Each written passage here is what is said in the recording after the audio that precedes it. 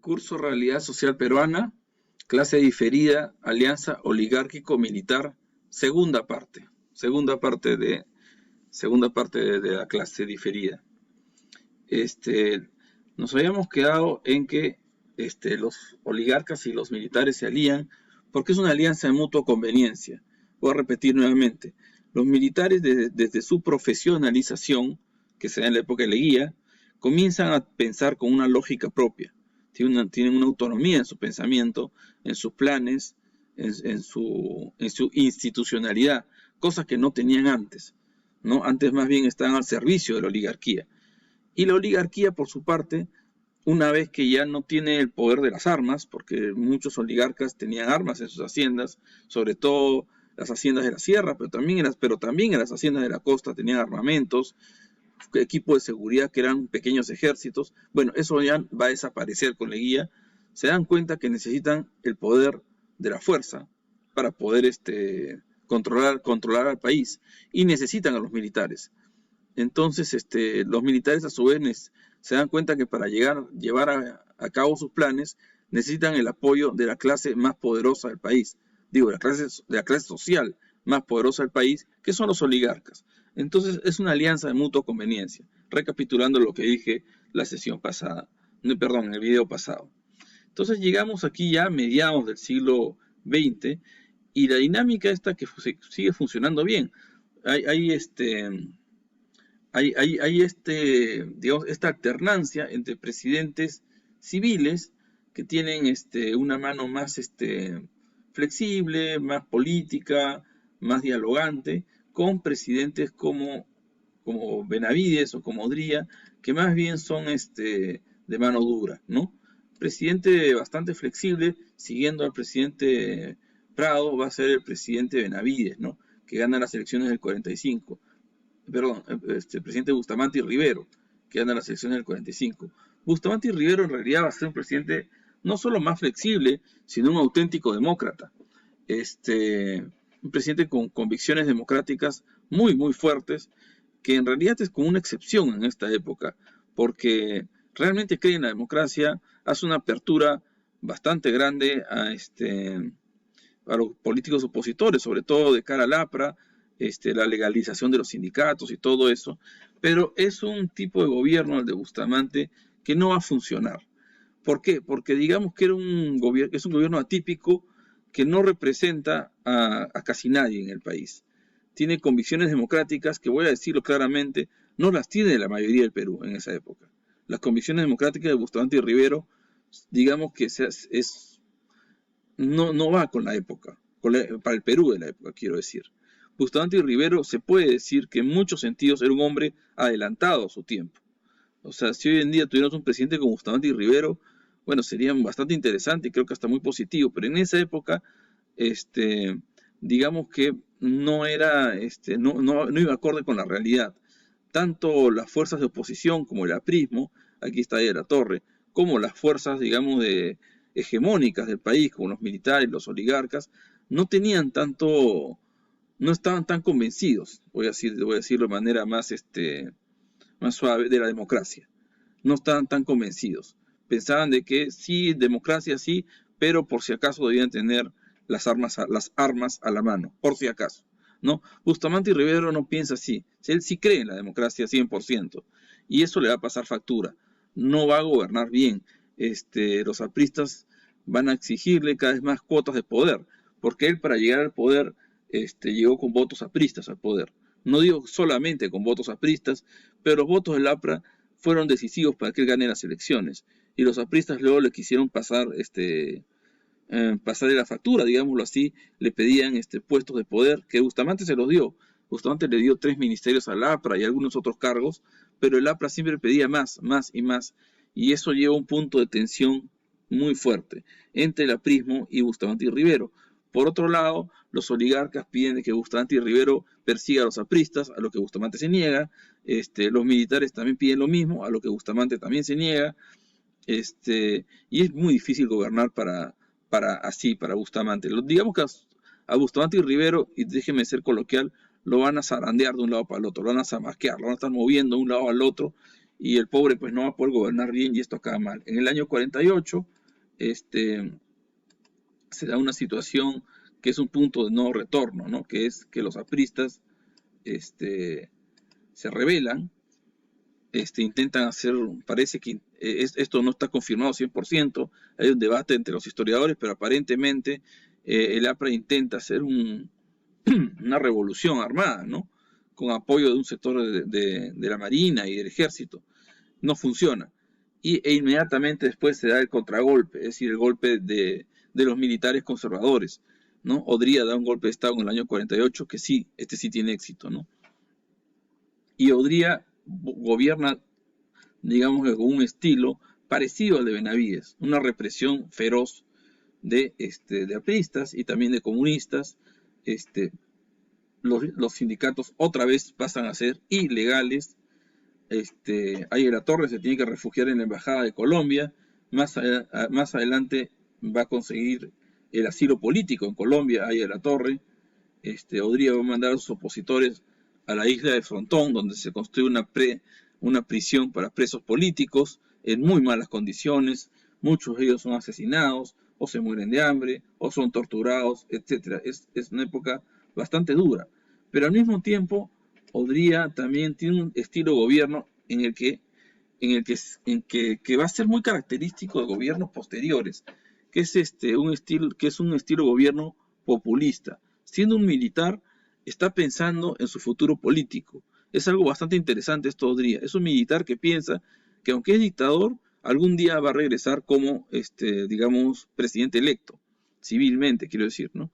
Y Odría se prepara para ese futuro haciendo grandes obras públicas, hospitales, colegios, obras de infraestructura vial, carreteras.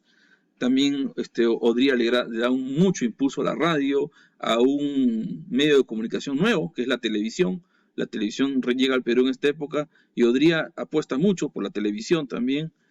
También apuesta por medios, por obras que van a servir para el entretenimiento. La construcción del Estadio Nacional es un hito en este sentido, ¿no? También es cierto que en general el deporte es alentado por Odría. Odría entiende, yo lo voy a decir de esta manera, que el gobierno, un gobierno popular tiene que basarse en dos aspectos. El entretenimiento y los servicios sociales, ¿no? O dicho de otra manera, el pan y circo. Pan y circo es un lema de gobierno del Imperio Romano, ¿no? Pan y circo quiere decir que al pueblo se le tiene que dar pan, o sea, obras sociales, y al pueblo se le tiene que dar circo, o sea, entretenimiento. Es la idea de que el pueblo se mantenga distraído y que siga apoyando al gobernante, al emperador en la época del Imperio Romano, en este caso al dictador Odría, ya en el Perú, ¿no? Es la política de pan y circo que tiene Odría. Pan porque da esto, Odría va a dar obras públicas, hospitales, colegios, comedores populares, obras de infraestructura, carreteras, la radio, pero también el circo, el estadio, el fútbol, también la televisión va a servir como circo. Es la época en la cual llegan las telenovelas al Perú. Las telenovelas también es parte del circo de Odría, promovido por Odría, quiero decir, y va a funcionar. Le va a dar una base de popularidad bastante interesante.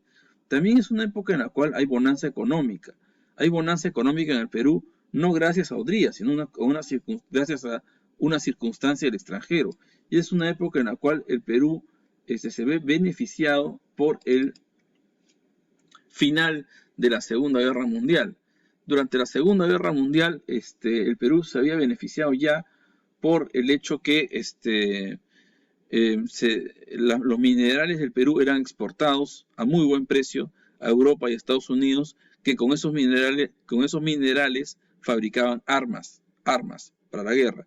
Y una vez que se acaba la guerra, Europa está destruida y necesita reconstruirse. Y una vez más se necesitan las materias primas, básicamente los minerales, que el Perú produce. Entonces, con todo eso, hay una bonanza económica. Con esa bonanza económica se activa, se reactiva, se reanima la industrialización en las grandes ciudades, sobre todo en Lima. Y con eso comienzan a aumentar las migraciones a Lima. Yo les voy a pedir que vean este video que estoy dando una referencia acá, sobre lo que es el fenómeno migratorio. Lima comienza a crecer y comienza a adquirir el rostro que hasta ahora tiene. Ese rostro, por un lado, de estas calles atestadas, avenidas llenas de microbuses, contaminación, pero por otro lado también, también las barriadas, lo que ahora se conoce como pueblos jóvenes, también comienza a estallar en esta época, ¿no? Comienza a irrumpir.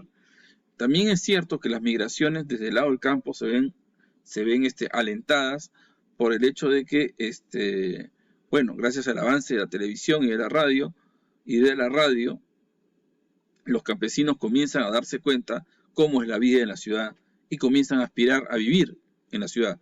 Recuérdense que estamos hablando de campesinos en condiciones de servidumbre. En condiciones de servidumbre. Y que reciben generalmente maltrato por parte de sus patrones. Entonces ya están cansados de maltrato y ven en la ciudad una opción para tener una vida mejor. Ven en la ciudad una opción de tener una vida mejor. Las telenovelas les muestran un estilo de vida que acaso es idealizado, pero finalmente es un estilo de vida mejor que el que tienen en el campo. Lo que escuchan, lo que ven en la televisión, les hace ver que es posible aspirar a eso. Y finalmente, el hecho que lleguen carreteras a lugares más profundos del país hace que sea más viable salir, porque ya no están tan aislados. O sea, cuando tienes la carretera al costado es tan simple como agarrar un camión o un autobús e irte a Lima. Antes era mucho más difícil.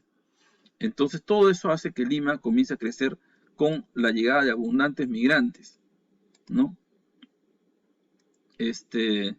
Hay una cuestión interesante que vamos a analizar, creo que en el tercer video, sobre Odría, y es que hacia el final, que es la repercusión, perdón, de un hecho de Odría, que es que hacia finales de su mandato, Odría ya está pensando más seriamente en su futuro político y decide llegar a algunos arreglos con Haya de la Torre, a quien había perseguido.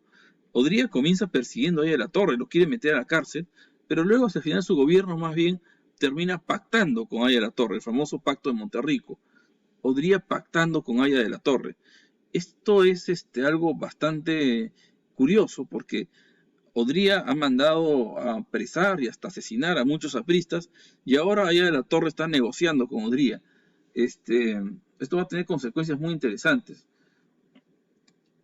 Se da este pacto que luego se va a materializar en una alianza electoral en el año 62.